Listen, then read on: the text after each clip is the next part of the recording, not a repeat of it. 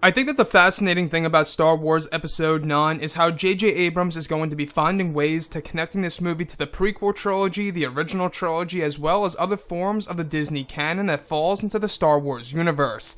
This is Mike Zero. If you guys are new to the channel, do make sure to subscribe to see future Star Wars content. Now, a lot of people have been really wondering about Episode 9 and exactly what J.J. Abrams will be doing in order to tie up the entire sequel trilogy as well as the Skywalker saga. Like I say, this is a very big deal for Disney and Lucasfilm. You know, they really do have to get this movie right in order for it to really hit fans' hearts. Now, these past couple of weeks or so, we've been learning a whole lot more about this film when it comes to some of the set leaks, the set designs, the concept art and storyboard descriptions, etc. One of which has all to do with the description of Rey repairing the Anakin Skywalker lightsaber in a room full of Jedi relics and artifacts, while bonding the Kyber crystal back into one piece with a tool.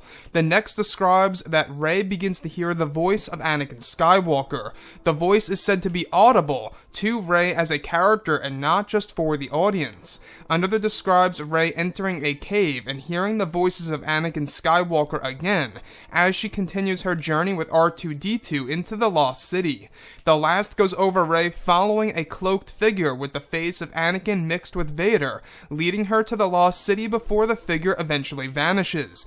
So I really want to go over a couple of parts about this that really do pique my interest for this movie when it comes to all of the different types of Jedi and Sith lore that will be making its way into Episode 9. Now, first things first, I want to go over the Anakin Skywalker voice. Now, this is where things get very interesting. Are they going to pull in Hayden Christensen to do the voiceover work of Anakin Skywalker in Episode 9? That's a huge question open on the table for discussion.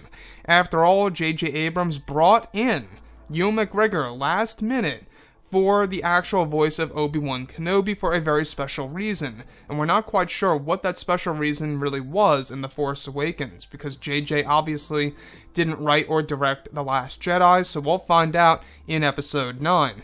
But as far as Anakin Skywalker goes, I really want to talk about the Kyber crystal. As she is bonding this thing back together, she begins to hear voices of Anakin. Now, could it have something to do with how he once owned the lightsaber and the fact that she's repairing it?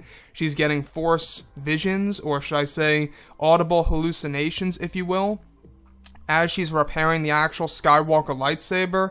Very possible. Or it could just be the Force ghost of Anakin Skywalker himself. Now, this leads us to the Lost City. Now, we've been hearing about this on and off for a couple of months now. The Lost City is this city that actually is below the surface of a planet, and we're not quite sure exactly how significant it is really going to be in Episode 9. And honestly, guys, I'm really liking this. This is like something straight out of Tomb Raider or something like that, or Indiana Jones. You know, you can just kind of see the things that J.J. Abrams is really looking at and kind of incorporating into Star Wars Episode 9. Now, the other description goes over Rey following a black-cloaked figure. So, a figure in a black cloak that is indeed the face of both Vader and Anakin Skywalker, leading Rey and R2-D2 to this lost city inside of this massive cave, and eventually vanishes. So you can see the link between both Rey and Anakin, and we're not quite sure, why she's really seeing the Force ghost of Anakin and hearing either the Force ghost of Anakin or just an audible hallucination as she is fixing the Anakin Skywalker lightsaber. Now, the Lost City, I gotta say, it's one of those environments that I'm truly excited to see in a Star Wars film. It's just something that we haven't seen before in a Star Wars movie per se, and I think that there's a great possibility that maybe, and just maybe, it could be the remnants of, Jedha City underground. That's a big possibility. Or it could be a new planet entirely and a new city that will be introduced into the Star Wars universe.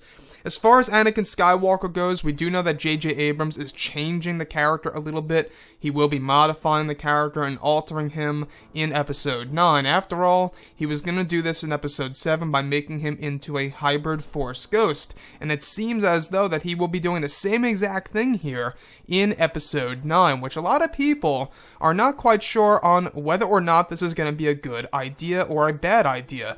I feel like that messing around with the character of Anakin Skywalker, it may honestly anger some fans out there if it doesn't come out right.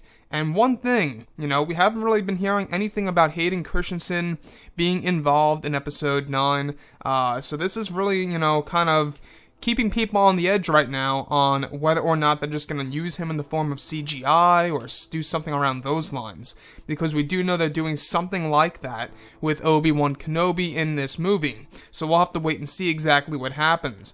And the last thing that I do want to go over is all of these different links between the sequel characters and the original and prequel characters. I gotta say, I'm really loving it of what JJ and Chris Terrio are coming up with this movie. Anyways, guys, drop a comment below. Let me know what you think about all of this in the comments. And if you guys did enjoy the content for today, do make sure to drop a thumbs up on this video to support the channel. I thank you all so very much for the kind support, and I'll catch you guys next time.